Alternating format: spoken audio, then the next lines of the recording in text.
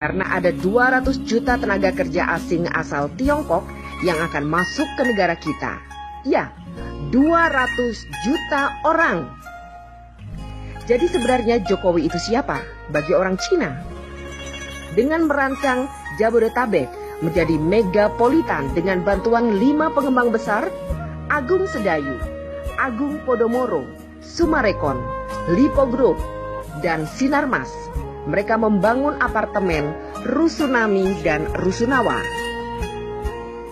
Kemudian apartemen Rusunami dan Rusunawa diisi oleh orang-orang Tionghoa dan tinggallah orang pribumi jadi babu, satpam, OB, dan supir. Semua bukti menyatakan kebenaran pernyataan ini. Apalagi setelah Ahok merencanakan penggusuran 130 titik pemukiman pribumi di DKI Jakarta. Program ini juga dimuluskan oleh Jokowi dengan langkah-langkah nyata yang lebih besar. Memiskinkan rakyat Indonesia dengan berbagai cara, bekerja sama dengan pemerintah Cina dalam segala bidang, dan menggantikan peran Amerika di Indonesia selama ini, dan menjual atau menggadaikan aset-aset nasional Indonesia yang vital kepada pihak Cina. Jokowi secara sengaja membuat ekonomi dan politik Indonesia carut-marut untuk membuat pribumi semakin hancur berantakan, banyak pengangguran, dan jumlah orang miskin semakin besar. Orang semacam Ahok bukanlah tanpa sengaja untuk membuat kebijakan serta bertingkah laku yang memuakan, karena dia ingin memancing amarah pribumi agar rencananya segera terlaksana. Sekarang terserah bangsa ini melawan atau membiarkan angkara murka merajalela.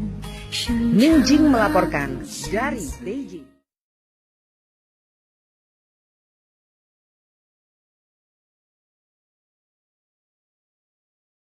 Saya katakan teori dominonya Pak Ali Murtopo. Sumatera bagian timur, Kalimantan bagian barat, Jawa bagian utara. Ini adalah lorong jalannya domino dari utara. Bahwa teori domino Cina adalah mereka akan mulai membangun kekuatan ekonomi di negara kita.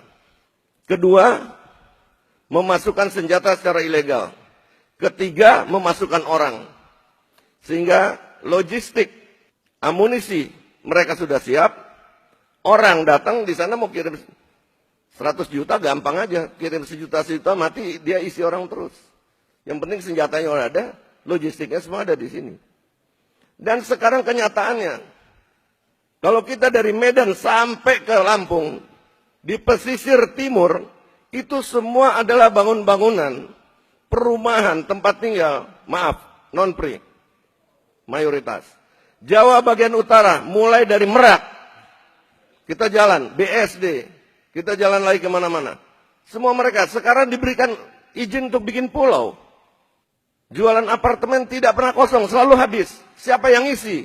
Dulu saya tanya kepada teman-teman yang itu, siapa yang beli kok bisa laku bener? Oh dari Bangka, dari Medan. Saya tanya penjabat-penjabat di Medan Bangka, tidak berkurang penduduknya. Ini dari mana orangnya? Pernah kita sensus tidak orang-orang ini?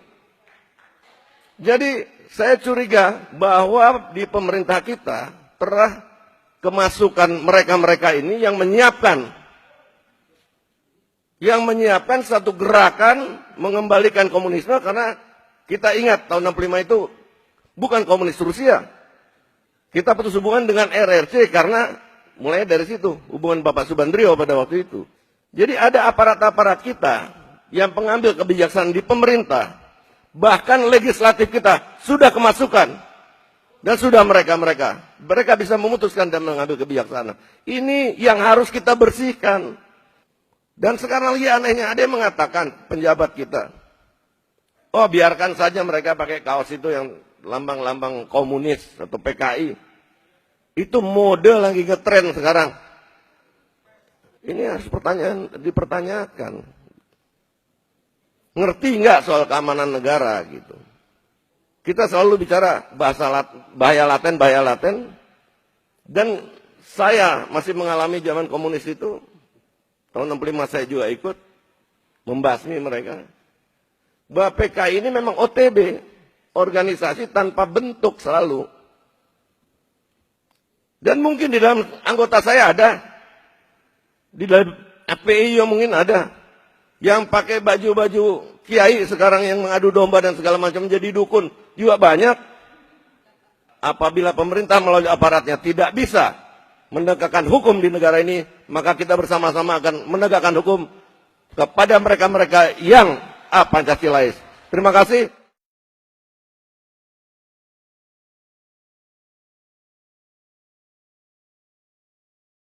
Ide dan sebagainya. Izin Bang, terkait dengan adanya isu akan ada aksi tanggal 2. Persiapan kita sendiri seperti apa sebenarnya? Ya, Persiapan kita sendiri seperti apa? ya persiapan kita berdoa. Berdoa. Siapapun yang akan mengacau bangsa ini tidak bisa kalau kita berdoa. Ya, yang akan mengacaukan bangsa ini bukan orang yang beragama. Saya yakin itu. Dan akan berhadapan dengan TNI Polri, dengan seluruh masyarakat. Allahu Akbar. Tidak ada satupun pengkhianat-pengkhianat bangsa yang bisa hidup di negara ini. Nggak ada. Mau nantang silakan. DITI, Kahar Musakar, komunis semuanya nggak bisa. Karena apa? Karena kita selalu berdoa kepada Allah Subhanahu Wa Taala. Allahu Akbar. Ya. Kalau demo yang biasa, tertib, memang itu kan menyampaikan pendapat. Tapi kalau sudah berusak, kalau sudah makar, berhadapan dengan saya dan prajurit saya, dan Polri. Prajurit saya juga siap berjihad, mempertahankan negara kesatuan Republik Indonesia berdasarkan Pancasila bersama-sama seluruh komponen masyarakat. Allahu Akbar. Kita berjihad bersama-sama mempertahankan negara. Allahu Akbar. Jangan ada yang takutin.